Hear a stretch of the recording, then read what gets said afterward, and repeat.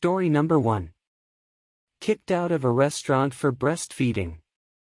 I, 17F, feel so humiliated I can't believe I'm writing this. So a couple days ago I went on a walk with my baby to a park. On the way back I was pretty hungry and stopped by this cafe place for a quick bite and ordered a soup. I pay and sit at a table, then baby gets fussy and I know it's time for her to eat. I had a bottle packed and realized I accidentally left it at home, so I just gave her the boob. Then I hear a lady go, "Are you serious?" I didn't think anyone was talking to me, so I minded my business. BC, that's what you do when nobody's bothering you. Then I felt some harsh tapping on my shoulder and the same lady going, "Excuse me." Annoyed someone's hitting my shoulder, I turn around and go, "Excuse you?" Karen's like, "That's inappropriate. You need to stop." I'm like, "Stop what?" She says, "Are you fucking stupid? Of course you are, that's probably why you have a baby so young." That was a good one, I'll give her that. She says something ABT, this being a public place, and she doesn't like I'm exposing myself in front of her husband who's sitting at the table next to us watching his wife act stupid, and I should go to the bathroom to take care of that or something, and I shouldn't bring a newborn baby.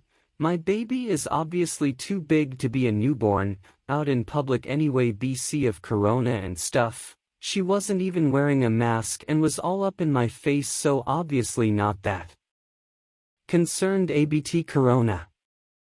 I'm not going to the bathroom, BC, that's weird, and I'm not leaving, BC, I'm waiting on my soup. I try to politely tell her I'm not leaving, and if she's worried about corona she should back up away from me and my baby and everyone can mind their business like normal PPL. She says, "Okay, I'm telling." How mature. She walks off and I look over at her husband and he says, "You should be more modest." I just cringe at him and look away. BC, I'm not ABT to argue with a grown man. Manager eventually comes over and says I need to stop or leave. I'm kind of mind blown. BC, I thought kicking someone out for breastfeeding was illegal, but apparently not. I said, "Well, she's hungry and she's gonna cry if I stop, and I'm not leaving because I'm waiting on my soup, which they said would take 20 minutes BC of something going on or whatever, and at this point there would be ABT 15 minutes left. So can I get a refund?" And he said they don't do refunds but can give me restaurant credit like a gift card or something. But I'm definitely not going back there, so I'm not gonna need that, and I just left.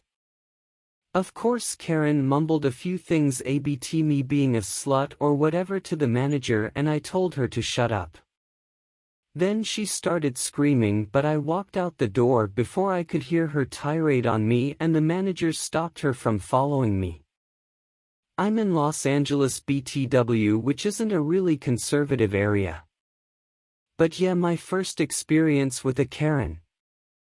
Edit. He didn't necessarily kick me out, but more of kept pressuring me to stop and added the gift card in exchange for me leaving to make it seem nicer. I just wanted the confrontation over and left. Edit. I emailed the owner saying what happened. And my friend messaged the La Leche League group on Facebook like many suggested. They just sent a picture of the law and how it's legal to breastfeed and said I should reaching out to this other organization called Breastfeed LA since they deal with more legal stuff. Story number 2. It's not free food when you are stealing it. Someone, somewhere has to pay for it. I posted this as a comment elsewhere, but thought it went well here. When I ran a training center, one of my colleagues was always taking home excess food. Seems legit? Except when I started to audit the catering orders and saw that the excess food wasn't excess. She was ordering twice what she needed, so there was always some left over. This meant she had free food to take home. When the costs of my courses were placed against hers, I had trained more people and it cost less in catering. It became blatantly obvious that she was costing more. I politely pointed out that she might want to look at her costs as it was going to get picked up. Her response? To tell me to up the catering that I ordered so it matched hers. Now the reason I'd been auditing the catering orders was because the caterer was having problems with our finance department paying on time. So I was going through all the orders and seeing what had and hadn't been paid. Then I was presenting all the info to the board. Skip forward a few weeks and I'm presenting costs and payment showing that because I submitted my invoices on time and tracked them, they were getting paid in 14 days. My colleagues were taking 2 to 3 months as she wasn't submitting them when she got them. Then when I showed the balances of services provided, costs, invoices, paid and outstanding paid, it was glaringly obvious that her costs were substantially more than mine. I was asked by the board what the cost per person trained was and I showed that her costs were twice mine. Finance got called in to investigate and she got a warning from HR. I was apparently the terrible person because it would have all been okay if I'd just ordered more food. No, Karen, it would have been all okay if you hadn't stolen food from work. Story number 3. Entitled teacher tries to tell me I don't have epilepsy because I don't have grand mal seizures. I have epilepsy, it's very weird. Like I don't have grand mal seizures very often, but I get absent seizures, and those seizures where you shake but don't convulse. Well, this happened when I was in high school. All of my teachers knew about my absent seizures, included Karen teacher, KT. I had just been put on oxycarbazepine, generic for trileptal, and the main side effect was having seizures more often. I had an absent seizure in KT's class and my friend who sat next to me, began to try to snap me out of it. The following occurred and I was told by later what happened. KT, op. Why aren't you doing what I told the class to do? Why, she has epilepsy, she's having an absent seizure. Just let me get her back to reality. KT, my cousin has epilepsy and convulses when he AHS them, so she doesn't have epilepsy and is just faking it. OP, if you don't do what I assigned in the next moment, you will have detention. Why? She sent a massive email to all teachers about the epilepsy with doctor documentation that she does indeed have it.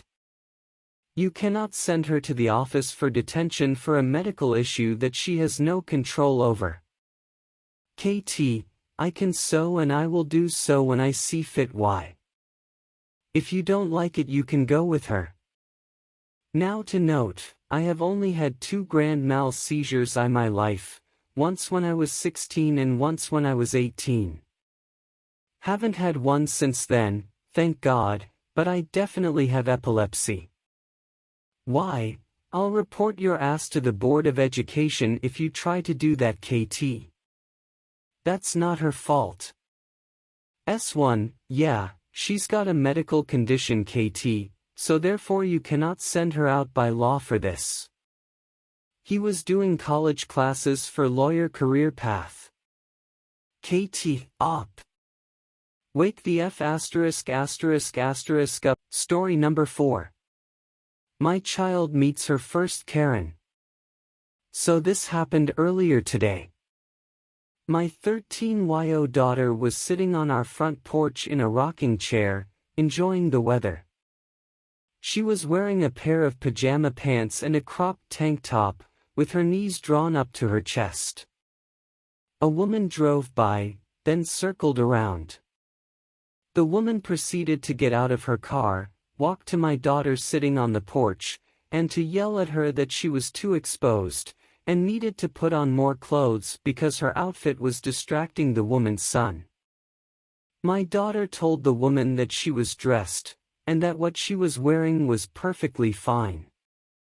The woman proceeded to yell at her, over and over, that she was too exposed, and how dare her parents let her wear crop tops, she was controlled by the devil, etc., as my daughter walked into the house.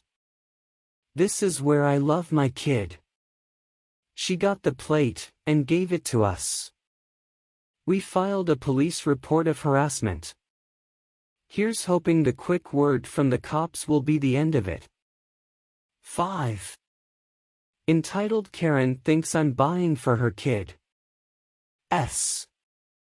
Some background before we begin. I am a single mother of 2 boys, 4M, and have temporary custody of my cousin Noah, 12M and fake name. Cast. Me, tired mother running on caffeine that could kill a horse. Twin 1, troubler maker. Twin 2, worst troublemaker. Noah, tired preteen that just wants food. Karen, entitled mom. EK, entitled kid. Devin, McDonald's cashier. This happened last Sunday at our local McDonald's. Everyone was tired, but the kids wanted breakfast and I wasn't about to argue with 3 hangry boys. The boys ordered their food and other stuff. I ordered a large coffee and some pancakes. Then I hear this. EK, I want the big breakfast platter and chocolate milk. Karen, and I'll have 4 egg McMuffins. Devin, are you with them? I looked back at the Karen. Me, ma'am, I'm sorry, but I can't buy breakfast for you and your son. Karen, why not? She pointed at Noah, who looked confused. Me, that's 'cause he's my cousin. I turned back to Devin. Please delete their orders. EK, but I'm hungry and my mommy said you'd buy us food. Karen, are you really going to allow a child to starve? Me, yes. 'Cause I have 3 with me to feed. Twin 1, leave my mommy alone. Twin 2, yeah, you poo eats. Eventually we got our food and left. I told my roommate what happened. He laughed and said, "Whom pissed in her coffee?"